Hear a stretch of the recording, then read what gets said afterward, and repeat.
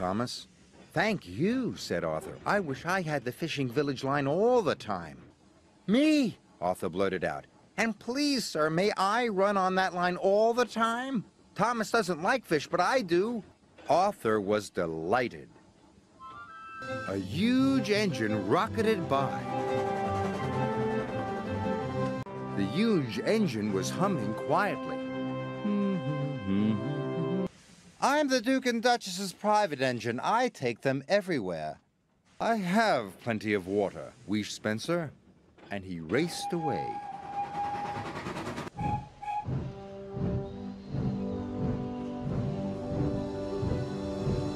Showed the Duke and Duchess many beautiful places.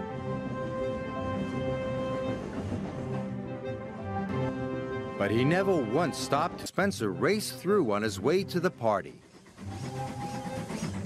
Who cares? And Spencer was. He ran out of water on Gordon's Hill. Why didn't I listen? Gordon was looking forward to seeing Spencer. Yes, snapped Spencer. I must have a leaky tank. Perhaps, smiled Gordon. But we better hurry. Everyone is waiting.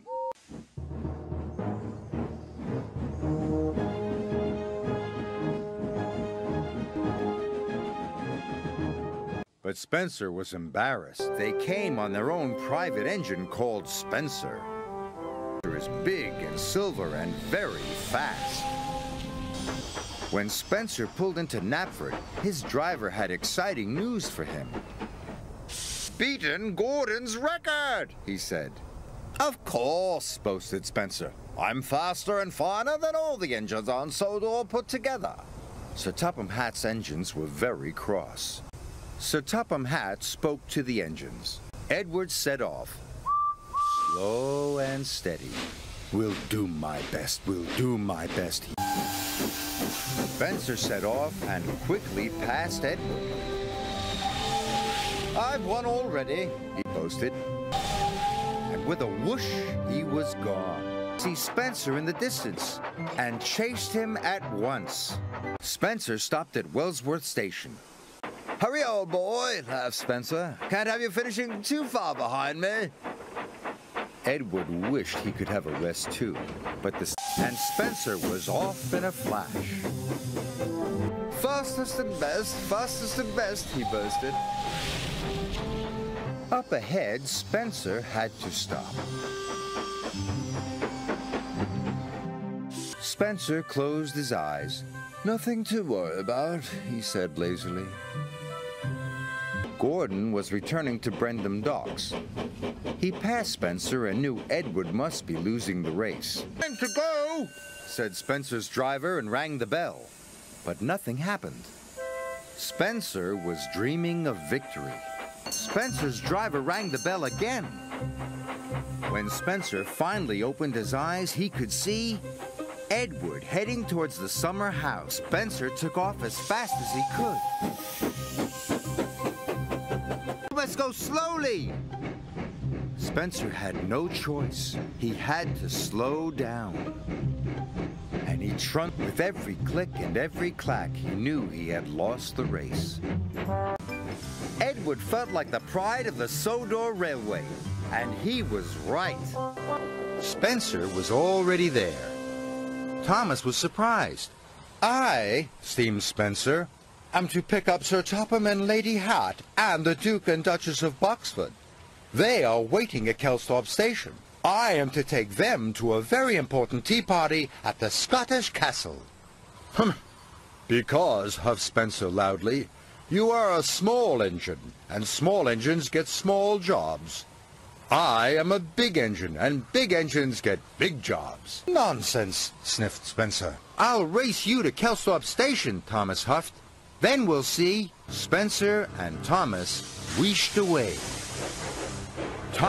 Spencer and Thomas were pumping their pistons and bubbling their boilers. Spencer screeched to a halt, but Thomas raced straight through the station. Thomas reversed slowly back into the station. He was very worried. Why were you going so fast? Thomas felt terrible. "I'm sorry, sir," he peeped, and he chuffed quickly away. When Thomas arrived, everyone was waiting, and the top hat flew gently from his funnel. Up ahead, Emily saw Spencer. "I meant to be taking the Duke and Duchess of Boxford to an important lunch," huffed Spencer. "But my way is blocked by all these smelly garbage wagons.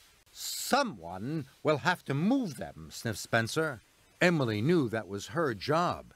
Emily buffered up. But the wagons were much too heavy for her to move on her own. "I'm still waiting," huffed Spencer impatiently. Spencer was getting very impatient. "Don't worry, Spencer," tooted Emily. "Whiff is here to help now." "Freeze my firebox," snorted Spencer when he saw Whiff. "That dirty little engine can't move all these garbage wagons." Spencer was very impressed. "Whiff is a very, very useful engine," he wished. Spencer is a very special engine from the mainland. He belongs to the Duke and Duchess of Boxford. He's very fast, very shiny, and very strong. He also likes to show off. "Coming through!" The other engines don't like that. Later, Spencer arrived. Thomas was still working. "Take my passenger cars and shunt them away." "I'm faster, shinier, and stronger than you, Thomas. You're just a little tank engine." But he remembered Sir Topham Hatt told him to help. When Thomas arrived back at Tidmouth Sheds, he was very tired. "Anyone can shunt freight cars," wheezed Spencer, "but you have to be very special to pull the Duke and Duchess of Boxford." When Thomas arrived at the sheds, Spencer's boiler was still cold. Now it was Spencer's turn to feel very silly. "Why are you not ready, Spencer? I will miss my airplane," he said sternly, and Thomas steamed grandly away.